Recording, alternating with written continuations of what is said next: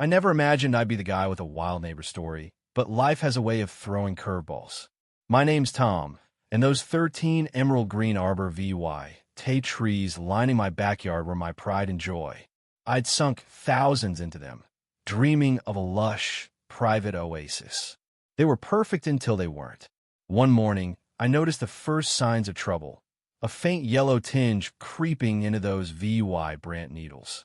By the end of the week, 3 trees were drooping, browning, half dead. My stomach churned. Something was seriously wrong. I called my landscaper, Mike, to take a look. He crouched by the roots, his brow furrowing. "This isn't natural, Tom," he said, pointing to tiny holes near the base of each tree. "Someone's been messing with these." As he dug deeper, a sharp, bitter smell hit us both like chemicals gone rogue. Mike's face darkened. "That's herbicide. Heavy duty, industrial stuff, not the kind you pick up at Home Depot." My head spun. Who would do this? But deep down, I already had a suspect. My next-door neighbor, Susan, the HOA president with a vendetta against my trees. Susan had made her feelings crystal clear from the moment I planted those Arborvitaes. She'd been eerily quiet lately, after months of complaints, and that silence felt like the calm before a storm. I wasn't about to let this slide. That night, I ordered a trail camera with overnight delivery. I needed proof before pointing fingers. Let me rewind a bit to how this all started.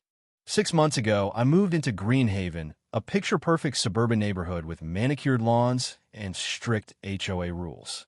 I read the fine print before buying, so I knew what I was getting into.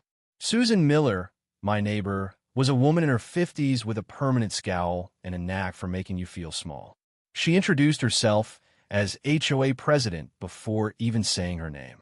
Things went south when I decided to plant those Arborvitaes along our shared property line. I'd done my homework. The HOA rules allowed border plantings so long as they were at least 2 feet from the property line and stayed under 12 feet tall. My trees were 2 feet, 3 inches from the line, and I'd picked a variety that topped out at 10 feet. By the book. The day after planting, Susan showed up at my door, measuring tape in hand, her lips pursed like she'd bitten a lemon. "These trees violate Section 7, Paragraph 3, she snapped, her voice dripping with superiority. I showed her the measurements, calm as I could manage. She didn't miss a beat. "Well, they ruin the neighborhood's aesthetic. The board will re-VYEW this." For weeks, she waged war circulating photos, starting petitions, even calling an emergency HOA meeting. But the board, bless them, were reasonable folks who knew the rules they'd written. They sided with me. Susan stormed out of that final meeting, her face red as a beet. "You'll regret this," she hissed as she brushed past me. I chuckled, thinking she was just blowing off steam. Big mistake. Once the trail camera arrived, I hid it in an oak tree with a clear VYEW of the Arborvitaes. For 3 nights, nothing. Then, on the 4th night, at 2 a.m., the motion sensor pinged. When I checked the footage the next morning, my blood ran cold. There was Susan, dressed in dark clothes, a hoodie pulled tight over her head, MOVYing like a thief in the night. In her gloved hands was a jug with a narrow spout, and she was pouring something into the soil at the base of each tree. She worked methodically, tree by tree, making sure every one got a lethal dose. The way she moved careful, calculated screamed premeditation. This wasn't a spur-of-the-moment tantrum. This was sabotage. I called Mike, who told me to get the police and the HOA board involved. The officer who showed up seemed skeptical until I played the VY-Deo. His eyebrows shot up. "That's clear EVY-Denke of property damage," he said, scribbling notes. "If that's industrial herbicide, there could be environmental charges too." He suggested testing the soil while they investigated. I emailed the footage to the entire HOA board. Within hours, my inbox was flooded with shocked replies, everyone except Susan, of course. That evening, the board called an emergency meeting, and I was in VY TED.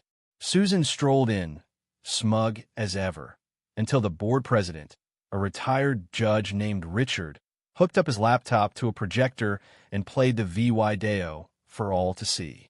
Susan's face was a masterclass in meltdown, confusion, then shock, then pure outrage. "That's fake," she sputtered, knocking her chair over as she stood. "He's framing me because I enforced the rules. Those trees are a violation." Richard didn't flinch. "The trees were approved, Susan. We voted on it. This is criminal behavior, or plain and simple." Desperate, Susan switched gears, claiming she was just treating weeds along the fence line at 2 a.m. as a community service. The board wasn't buying it. Richard called for a vote to strip her of her HOA presidency. It passed unanimously. Susan's voice hit a pitch I didn't know was possible. "You can't do this. I've run this neighborhood for 7 years. I've kept property values up." Richard cut her off. "You've also trespassed and destroyed property. We're done here." The next week was a blur. Soil tests confirmed a commercial-grade herbicide that required a license to buy. My Arborvitaes were toast, with damages pegged at overdue $8,000. The police traced the chemical to Susan's husband's landscaping business, swore he had no clue what she was up to. They found a half-empty jug in her garage, still laced with the same poison. Then, one sunny Tuesday morning, as I sipped coffee on my porch, a police cruiser rolled up to Susan's house. 2 officers knocked. Susan answered in a bathrobe, coffee mug in hand, looking annoyed. When they explained the arrest warrant, she tried to slam the door, but an officer's foot blocked it. "This is harassment," she screamed, loud enough to wake the dead. "He provoked me with those ugly trees. They blocked my VYEW. They dropped needles in my yard." The officers stayed calm, reading her rights as they cuffed her. As they led her to the cruiser, she locked eyes with me across the yard. "You've ruined everything," she shrieked, her voice cracking with fury. "This neighborhood was perfect before you moved in." The charges were no joke: criminal trespassing, malicious destruction of property, and illegal use of restricted chemicals.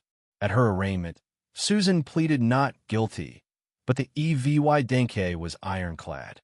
In the end, she got 6 months in county jail, 3 years of probation, and a due law $15,000 bill for restitution and fines. When the judge read the sentence, Susan's face went blank, like she couldn't fathom consequences catching up to her. "But I'm the HOA president," she whispered, as if that made her untouchable. The gavel slammed down. Looking back, it's hard to believe one person's grudge could spiral so far. Greenhaven's quieter now, but the scars linger, those empty spots where my trees once stood, and the memory of a neighbor who let power and pettiness consume her. What do you think? Did Susan get what she deserved? Or was the punishment too harsh? Should I have tried talking to her before escalating things? And how far would you go to protect your property from a neighbor like that? Drop your thoughts in the comments. Hit that like button if this story got your blood boiling. And subscribe for more crazy tales from the suburbs.